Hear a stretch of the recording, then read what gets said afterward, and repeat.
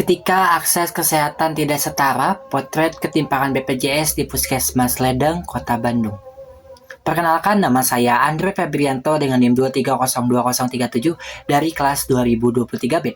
Saya akan memaparkan hasil riset saya mengenai ketimpangan akses kesehatan pada peserta BPJS PBI di Puskesmas Ledeng, Kota Bandung. Meski negara Indonesia menjamin layanan kesehatan melalui BPJS, pada kenyataannya warga miskin masih mengalami eksklusi dalam pelayanan kesehatan. Dan tentunya, di mana banyak terjadi kasus-kasus, dan di lapangan pun saya menemukan warga tidak mampu terhambat ketika hendak berobat menggunakan BPJS. Contohnya saja Ibu Tati yang tinggal di daerah kawasan Negla mengalami penolakan karena status kepesertaannya tidak aktif. Meski begitu, ia tidak pernah menunggak, ia juga bahkan harus menunda pengobatan anaknya karena tidak punya ongkos untuk ke kantor BPJS. Selain itu juga observasi menunjukkan pasien umum sering mendapati layanan yang lebih cepat dibandingkan peserta BPJS, sedangkan peserta BPJS menghadapi antrian yang begitu panjang dan sangat ketat untuk persyaratan-persyaratannya, dan seringkali mengalami diskriminasi. Lalu dasar hukum dan kewajiban negara. Jika dilihat dari regulasinya, eksklusi layanan seperti ini tidak sejalan dengan hukum yang berlaku.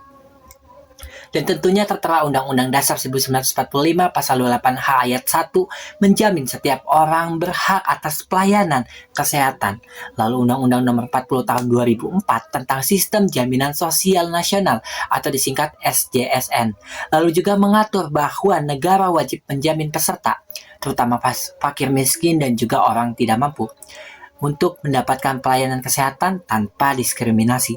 Lalu Undang-Undang Nomor 24 Tahun 2011 tentang BPJS, Pasal 15 Ayat 1, setiap peserta berhak memperoleh manfaat dan jaminan pelayanan kesehatan sesuai kebutuhan medis. Lalu juga Pasal 17 BPJS wajib melayani peserta tanpa diskriminasi. Lalu Peraturan Presiden Nomor 82 Tahun 2018 tentang Jaminan Kesehatan, Pasal 54 Ayat 1, fasilitas kesehatan dilarang menolak peserta BPJS dalam kondisi apapun dan dalam kondisi sakit dan membutuhkan pelayanan medis. Lalu Pasal 67, peserta PBI yang statusnya tidak aktif karena data belum sinkron tetap dijamin untuk diaktifkan kembali oleh pemerintah tanpa biaya. Jika kita bandingkan kasus penolakan pasien BPJS itu karena status tidak aktif, sebenarnya bertentangan dengan ketentuan-ketentuan yang telah saya sebutkan. Lalu, nilai hukum apa saja dan kesadaran hukum apa saja yang harus kita tahu?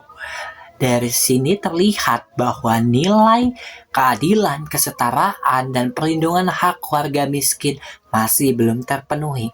Masalahnya bukan hanya administrasi saja, tetapi juga kesadaran hukum dari masyarakatnya.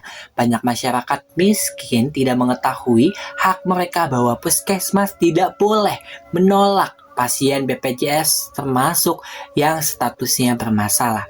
Sebagian petugas juga belum sepenuhnya menerapkan prinsip hukum pelayanan publik yang non-diskriminatif.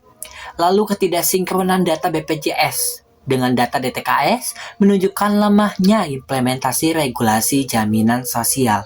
Dan tentunya ketika kesadaran hukum lemah, hak-hak warga miskin menjadi semakin rentan diabaikan. Mungkin itu saja yang bisa saya sampaikan, tapi tentunya juga ada relevansi sosial di mana ketimpangan layanan kesehatan ini berdampak langsung pada kondisi-kondisi masyarakat. Warga miskin memilih menunda untuk berobat, penyakit menjadi lebih berat dan biaya bertambah, lalu juga kesenjangan terjadi antara kelompok yang mampu dan kelompok yang tidak mampu semakin melebar. Lalu juga tentunya jaminan kesehatan ini juga seharusnya menjamin instrumen negara untuk mengurangi ketimpangan sosial, bukan untuk memperbesarnya. Mungkin itu saja yang bisa saya sampaikan, kurang lebihnya mohon maaf. Wabillahi taufiq wal hidayah. Wassalamualaikum warahmatullahi wabarakatuh.